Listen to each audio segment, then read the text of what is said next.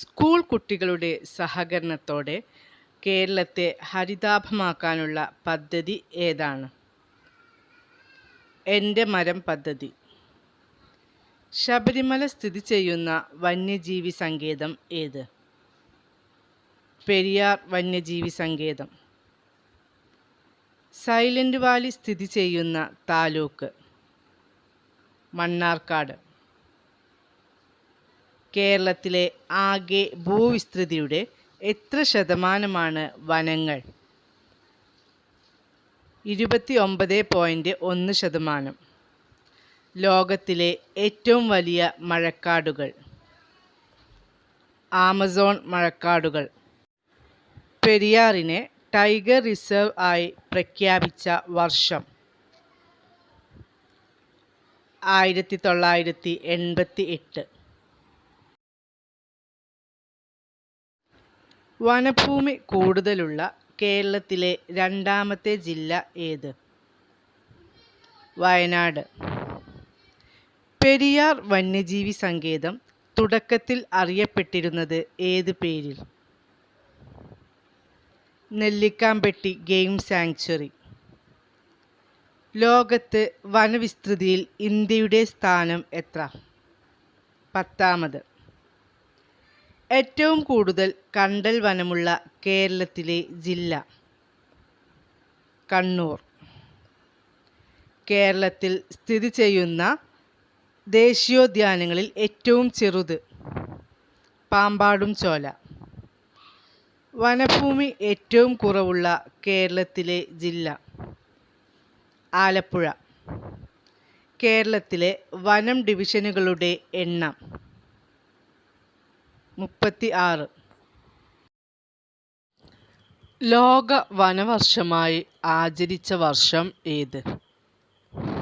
2011. തിരുവിതാംകൂറിൽ വനനിയമം നിലവിൽ വന്ന വർഷം? 1887. കേരളത്തിൽ നിത്യഹരിത വനങ്ങൾ കാണപ്പെടുന്ന പ്രദേശം? പശ്ചിമഘട്ട മലനിരകൾ. സൈലന്റ് വാലിയിലൂടെ ഒഴുകുന്ന നദി? കുന്തിപ്പുഴ. മംഗളവനം പക്ഷിസങ്കേതം ഏത് ജില്ലയിലാണ്? എറണാകുളം. വനവിസ്തൃതിയിൽ സംസ്ഥാനങ്ങൾക്കിടയിൽ കേരളത്തിൻ്റെ സ്ഥാനം? 14ാമത്. ആലപ്പുഴ ജില്ലയിലെ ആദ്യ റിസർവ് വനം ഏത്? വിയ്യാപുരം.